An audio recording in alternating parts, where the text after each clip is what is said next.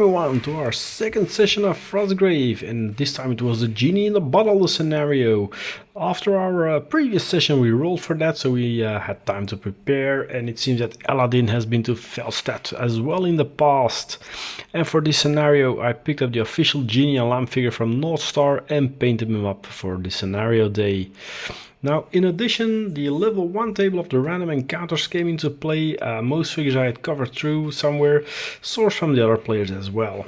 Once I completed the full table, I'll give a look at that. But we sat down on the Friday evening club night, set up the table, and managed to get 2 games done over the course of the evening. And here is its tale. And game 1 was Zarbak the Illusionist, Wouter, against Archibald the Sigilist, Thibaut.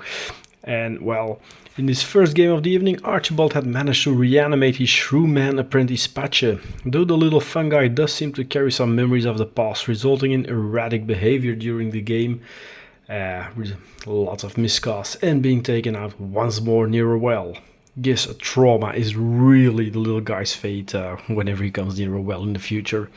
While Zarbak, who is becoming a mogul powerhouse and the wealthiest wizard in this quarter of Frostgrave, goes about securing treasure, he rises fog banks to prevent Archibald and his dwarven adventurers to see the goblins going on their business. And a profitable business it was indeed, because apart from the necessary golden scrolls, they also found a grimoire and a magical crossbow that makes hitting targets easier. On the other hand, the biggest thing the dwarves dig up is a very bad-tempered genie. Luckily for them, ages of being locked away had an impact on its fighting prowess, and eventually the dwarves make off relatively unscathed and with some nice loot. Oh, yeah. Patje, he had his leg smashed, so he's gonna have a movement penalty in the future. Nothing to do about that, but at least he didn't die. And then we had a second game, and that was Zarbak the Illusionist versus my Witch of Ballantine. And a wealthy goblin crossed the path of the witch and her band of Red March mercenaries.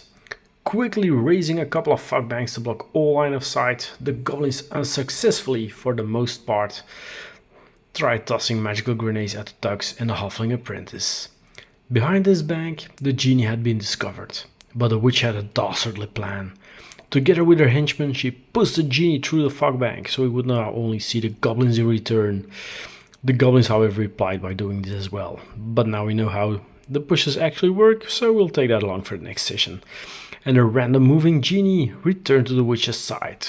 While her henchmen tried to decimate the goblins and hold the lumbering giant off, the witch and her apprentice leapt to safety and secured the treasure, including a grimoire of elemental ball, to be learned after the next game.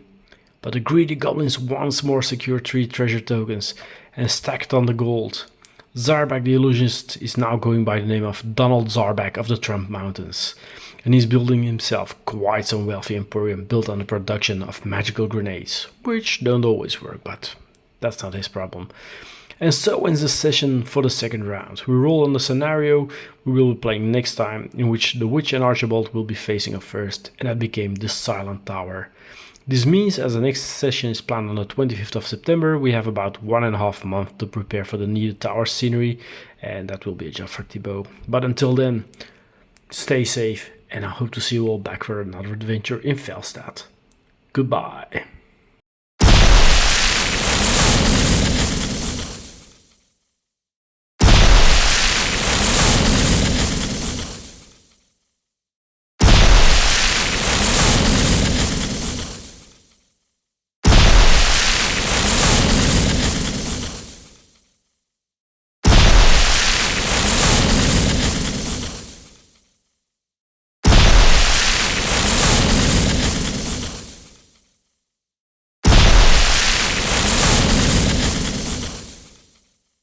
For watching this video, and if you want to support me, check out the link tree above for all my channels, so you can have a look there, or my affiliate links, so there's a little kickback to the channel for more content.